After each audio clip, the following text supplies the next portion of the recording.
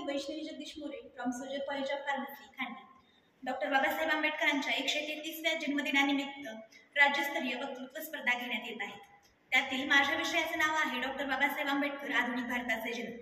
आपण सर्वजण तर जाणताच डॉक्टर बाबासाहेब आंबेडकरांना भारतीय राज्यघटनेचे शिल्पकार, संविधान निर्माते एवढंच नव्हे तर न्यायशास्त्रज्ञ, अर्थशास्त्रज्ञ, तत्वज्ञ, समाजसुधारक या नावाने ओळखले जाते.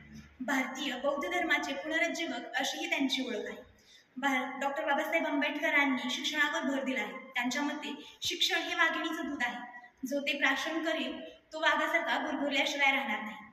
भारतीय समाजातील अस्पृश्य समाजातील अस्मिता जागवण्याचं काम डॉक्टर बाबासाहेब आंबेडकरांनी केलं होतं. त्यांचा जन्म 14 एप्रिल 1891 साली झाला होता. भारतातील विविध क्षेत्रातील केलेल्या योगदानामुळे डॉक्टर बाबासाहेब आंबेडकर यांना भारतीय आधुनिक समाजाचे शिल्पकार आणि आधुनिक भारताचे जनक असं देखील म्हटलं जातं. लहानपणापासूनच डॉक्टर बाबासाहेब आंबेडकर हे शिक्षणप्रेमी होते. एकदा पुस्तकात मान घातली की तहान भूक याचा देखील त्यांना विसर पडायचा. डॉक्टर बाबासाहेब आंबेडकरांनी कोलंबिया विद्यापीठ आणि लंडन स्कूल ऑफ इकॉनॉमिक्स मधून अर्थशास्त्र विषयात PhD पदवी मिळवली होती.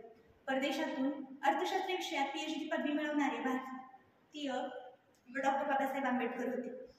त्यांच्या हयातीतील सर्वाधिक प्रतिभाशाली आणि उच्च विद्याविभूषित हे डॉक्टर बाबासाहेब आंबेडकर होते. महिलांच्या सबलीकरणात देखील बाबासाहेबांचा हात आहे. ज्या काळी स्त्रियांना त्यांचं मत मांडण्याचा देखील अधिकार नव्हता, त्यावेळी बाबासाहेबांनी स्त्रियांना समान न्याय, समान अधिकाराचं कार्य केले. डॉक्टर बाबासाहेब आंबेडकरांनी मूकनायक, समता, जनता, बहिष्कृत भारत आदी पाक्षिके आणि वृत्तपत्रे सुरू केली. सामाजिक आणि राजकीय क्षेत्रात देखील त्यांनी काम केलं आहे. संविधान निर्माण करून जगातील एक सर्वश्रेष्ठ घटनाकार असं म्हणून त्यांची ओळख आहे. खऱ्या अर्थाने भारताला आधुनिक राष्ट्र बनवण्यात डॉक्टर बाबासाहेब आंबेडकरांचा मोलाचा वाटा आहे.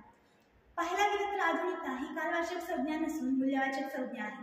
लोकशाही, राष्ट्रवाद, समाजवाद, धर्मनिरपेक्षता अशा विचारप्रणालींनी आधुनिकतेला आकार दिला आहे. त्याबरोबरच स्वातंत्र्य, समता, बंधुता, विवेकवाद इत्यादी गोष्टींचा आधुनिकतेवर परिणाम पडतो.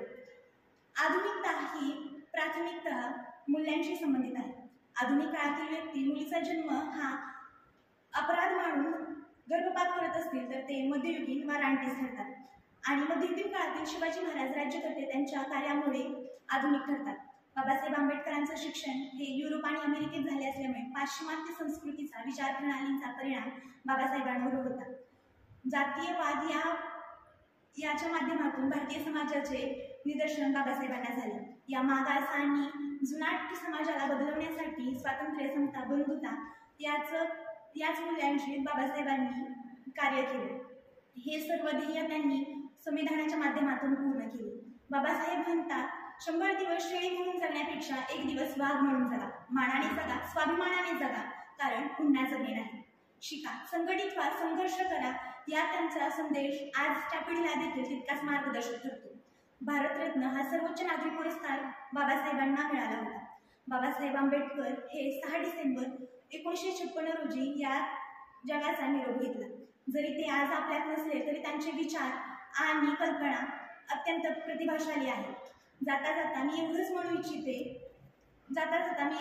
इच्छिते या जगात स्वाभिमानाने जगायला शिका, संघर्ष करा, यातूनच तुम्ही यशस्वी होऊ शकता. धन्यवाद.